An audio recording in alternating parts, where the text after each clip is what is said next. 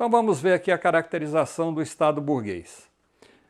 Aqui é importante destacar, não é, que esse conjunto de instituições que concentra o poder político, que nós chamamos de Estado, é uma organização política fundada e baseada na exploração e opressão de classes, que é voltada para a manutenção, legitimação e reprodução da ordem existente.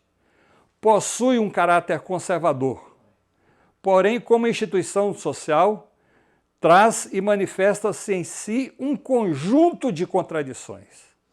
O novo e o velho, a essência, a aparência, conteúdo e forma. Não é? Aqui eu gostaria de reafirmar para vocês, dado o tempo que nós temos. Não é? O Estado, por ser todo esse instrumental, legal, institucional, de exercício da violência, de manutenção da opressão, da exploração, ele não é destituído das influências e das contradições sociais. Um exemplo evidente disso, olhe o que está ocorrendo no Brasil hoje. Olha o que está ocorrendo no Brasil hoje. Ameaça de golpe, não é? Tem tanta força assim, por que já não deu esse golpe? Manifestações populares. É possível que esse genocida mor, que comanda esse grupo de descelebrados, não chegue nem ao primeiro turno, se ele não for destituído antes ou for conduzido com a camisa de força a um sanatório, porque o que ele propõe só é possível entender no campo da loucura, da fora de razão, não é? Então, se nós formos observar todo esse conjunto aqui de elementos que compõem o Estado, mesmo sendo voltado para dominação, opressão, exploração, manutenção da ordem, ele não existe independente das contradições sociais existentes, ou seja, independente das contradições entre as diversas frações e facções da burguesia, né? Banqueiros, industriais, agronegócio, comerciantes, etc., que têm seus interesses a defender. Não é? E para buscar o consenso, ele tem que fazer concessões. Daí a dificuldade, por exemplo, de mudar a legislação trabalhista, a dificuldade que tem de liquidar e eliminar os direitos que os funcionários públicos, os trabalhadores dos serviços públicos têm. Não é? Então, veja, não é uma coisa tão simples.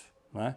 E aqui eu destaco que, como referência, o materialismo dialético, com suas leis, as suas categorias, é, no fundamental, o que de melhor nos permite compreender as contradições das classes e da luta de classes. E os grandes teóricos, sistematizadores iniciais disso são dois, Karl Marx e Friedrich Engels, não é? Que são esses dois aí, o Karl Marx e Friedrich Engels. Não é? Meu neto até observando aqui, falou assim, uai, vovô, o senhor parece com esse homem. Eu morri de rir, né? Mas não só a aparência, né, da barba, né, e do cabelo. Né? Ao iniciar a abordagem do Estado, é importante diferenciar aqui o conteúdo que diz respeito ao conteúdo de classe, ao Estado, se ele está conjunto de instituições sobretido a um regime escravista, um regime feudal, um regime burguês ou um regime socialista. Da forma. O Estado, o conteúdo, ele é mais constante, porque ele diz respeito às classes, que são as classes dominantes. A forma depende da correlação de forças, da cultura política, etc., das formas político-administrativas assumidas pelo Estado, expressando o conteúdo de classe do Estado e de suas contradições. Não é? Então, aí eu volto a reafirmar para vocês.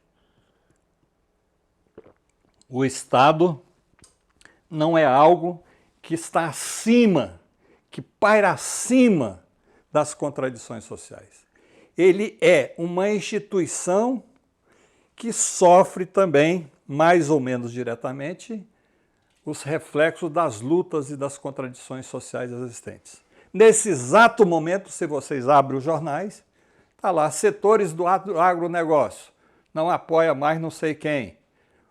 A Febraban, o sistema bancário não apoia, ou seja, aquele bloco no poder que elegeu esse genocida já está se distanciando. Por que isso? Ele defende os interesses desses setores, ele defende o processo de acumulação. É porque é tão violento, tão agressivo, que ele impede a busca da adesão e do consenso. E a adesão e o consenso é fundamental, é vital para a existência e reprodução do Estado burguês, sem o qual é o caminho? É a destruição do Estado burguês e a revolução. Não é?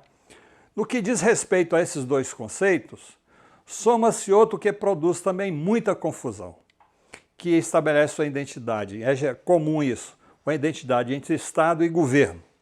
Então vamos ver aqui o que significa cada um. Não é? Na definição usual, o Estado, do latim é status, modo de estar, situação, condição, como eu já tinha colocado para vocês. Não é? Segundo o dicionário Assis, eu posso mandar para vocês o dicionário de política, não é? Ele já parte da compreensão que o Estado data do século XIII. Isso é, na minha opinião, pelos estudos que eu tenho, é um equívoco do Assis. Né? Mas ele está dizendo aqui, designa o conjunto de instituições que formam o governo, as forças armadas, o funcionalismo público, etc., que controlam e administram uma nação, um país soberano, com estrutura própria e politicamente organizada. A organização política, social e juridicamente ocupa um território definido. Normalmente, onde a lei máxima é uma Constituição escrita e dirigida por um governo que possui soberania reconhecida tanto interna como externamente. Ou seja uma democracia, uma ditadura, uma tirania, etc, etc. Só que essa afirmação aqui, né, nós podemos questionar e analisar ela melhor, né, num determinado espaço geográfico. Hoje, com a mundialização, com o neoliberalismo, né, as fronteiras estão extremamente diluídas. Né, estão extremamente diluídas. Né? E aí é só a gente observar a realidade. Né? O Estado é responsável pela organização e pelo controle social, pois detém, aí eu volto aqui ao Max Weber, que é muito conhecido de vocês, o monopólio da violência legítima e legal, ou seja, da coerção e repressão, do controle, do exercício da violência. Não é? Então, cria-se artificialmente esse conjunto de instituições que chamamos de Estados, aonde, pela correlação de forças de classes existentes, atribui a essas instituições esse poder de coerção, de repressão e de controle, contra os interesses da grande maioria da população, ou seja, é a manutenção da ordem. Né? Já o governo é a organização, a autoridade que governa a humanidade política temporariamente. O Estado é mais constante. O governo é temporal. Né? Aqui, no caso do Brasil, de 4 em 4 anos podemos mudar o governo. Né? Governo é o poder de comandar a sociedade política e o corpo governante, que é um conjunto de funcionários, que exerce a autoridade. O governo é usualmente utilizado para designar instâncias máximas da administração executiva, geralmente reconhecida como a liderança de um Estado ou de uma nação. Os Estados, que é o mais constante, que possui tamanhos diferenciados, podem ter vários níveis de governo, conforme a organização política de cada país, como no caso aqui do Brasil, não é? É o município, o Estado e a nação. Não é? E aí nós poderíamos dizer, eu queria fazer algumas considerações aqui, esse termo Estado Democrático de Direito é uma definição contraditória. Primeiro, Estado é algo mais constante, é o conjunto de instituições. Democrático é regime político. Não é? Direito é aquilo que nós devemos ter por atribuir a soberania a esse conjunto de instituições que corporificam em leis. Não é? Então, esse termo aqui, muito falado, ele é um conceito extremamente contraditório e anticientífico.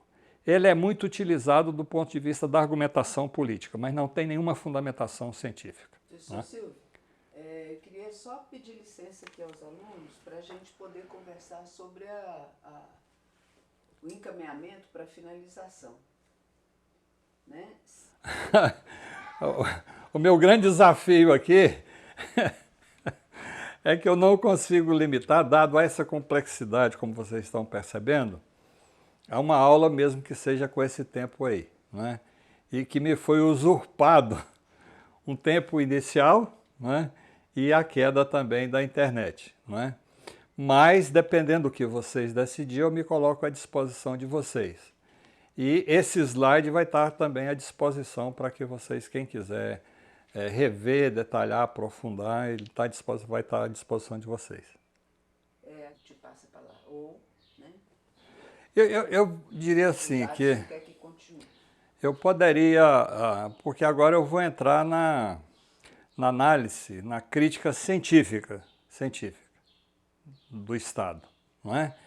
E vou entrar aqui na questão de classes sociais, que não estava prevista inicialmente, não é?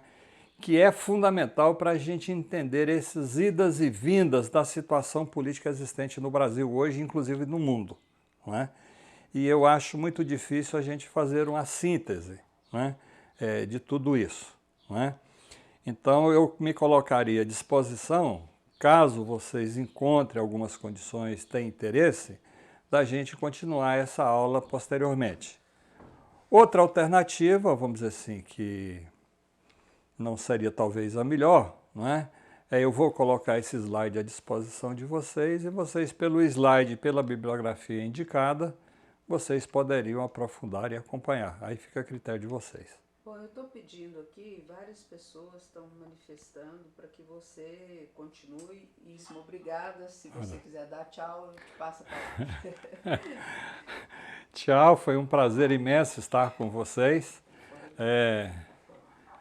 É uma grande dificuldade, quer dizer, é uma grande dificuldade que se tem de tratar de um tema, quer dizer, se fosse tratar do Estado na visão institucional, é mais simples, é a aplicação do mecanicismo simples, né?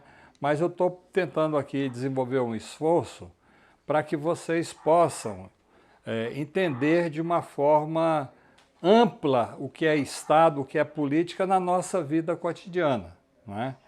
E eu volto aqui a reafirmar com vocês, não é, a importância de incorporar na vida de vocês, não é, dois conceitos, multilateral e multifacético. A vida de vocês perpassa, a nossa vida perpassa por esses dois conceitos. São dois conceitos que são dotados de historicidade e compõem a totalidade de relações nas quais nós estamos inseridos. E isso principalmente no mundo globalizado, mundializado, não é? Onde toda e qualquer ação que vamos desenvolver está associada internacionalmente, não é? Então o esforço meu aqui é no sentido de chamar a atenção de vocês para além daquela visão tradicional, institucional, que eu considero que tem os aspectos positivos, mas ela é muito limitada, né? E eu me coloco à disposição de vocês e peço desculpa pelo tempo que eu ocupei aqui de vocês e espero que na próxima a gente possa detalhar e, inclusive, entender melhor o momento político atual que nós estamos vivenciando.